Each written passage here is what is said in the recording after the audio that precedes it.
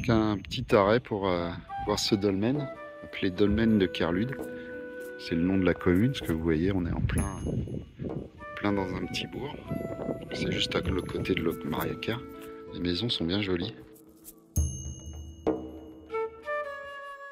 Comme d'habitude, la pierre la plus grosse est celle du toit. Celle-ci est quand même assez massive. Il est plutôt bien conservé et on peut rentrer à l'intérieur.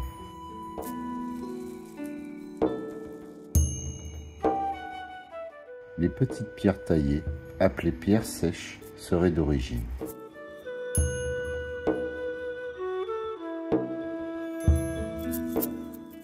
Lors de sa construction, ce monument aurait été recouvert de terre, c'était donc un tumulus.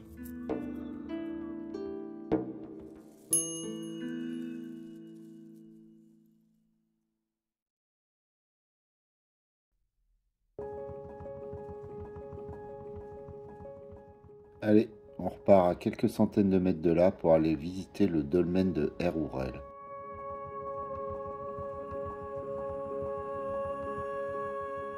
Il faut longer la magnifique plage de Saint-Pierre pendant environ 5 minutes pour accéder au monument.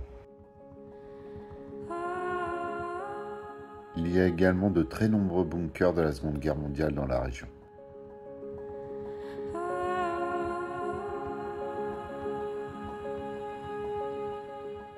Nous sommes à environ 1 km de la pointe de Kerpenir, où j'ai été à la pêche à pied ce matin.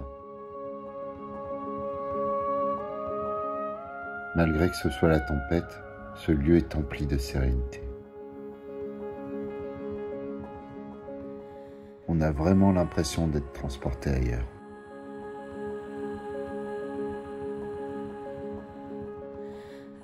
C'est vraiment paisible et magnifique.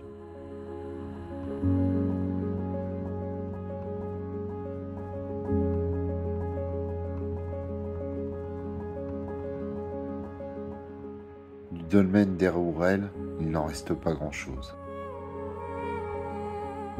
La plus grosse pierre était celle du toit.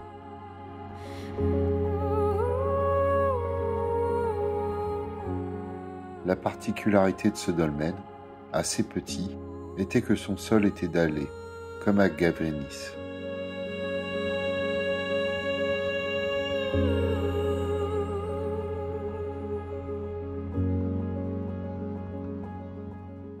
La dalle du toit semble gravée, et c'était peut-être un des menhirs à côté du grand menhir brisé, au site des mégalithes de Locmariacar.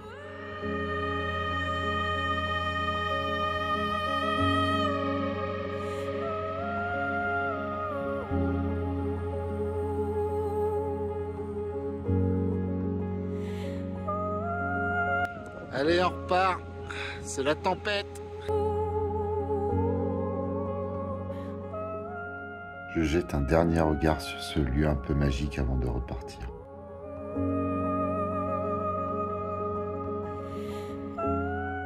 Direction le dolmen de Saint-Pierre-le-Pérec. Ce dolmen est situé en plein milieu d'un champ. C'est dommage parce qu'il avait l'air vraiment en bon état.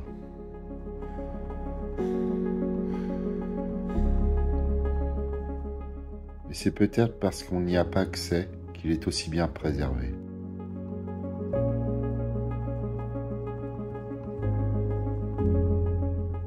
Ma prochaine étape est située à quelques kilomètres de là, près de la commune de Saint-Philibert. Donc voilà, le dolmen de Rovras, un petit arrêt, on va aller voir. Hein. Celui-là est assez bien conservé, il y en a deux d'ailleurs. Ils ont été restaurés il y a quelques années, malgré que le plus gros des deux ait perdu son entrée à couloir.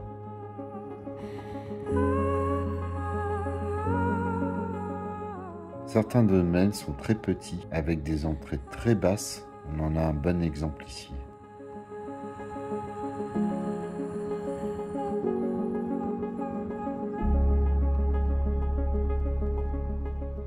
On aperçoit des marques sur la roche qui semblent d'origine humaine.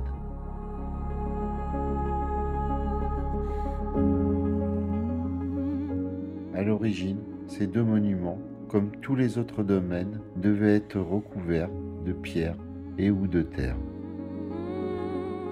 La plupart ont été fouillés, ou plutôt pillés, entre 1850 et 1900.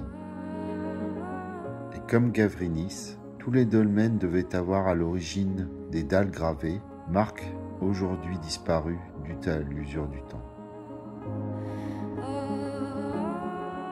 On a l'impression des fois d'en apercevoir encore les traces.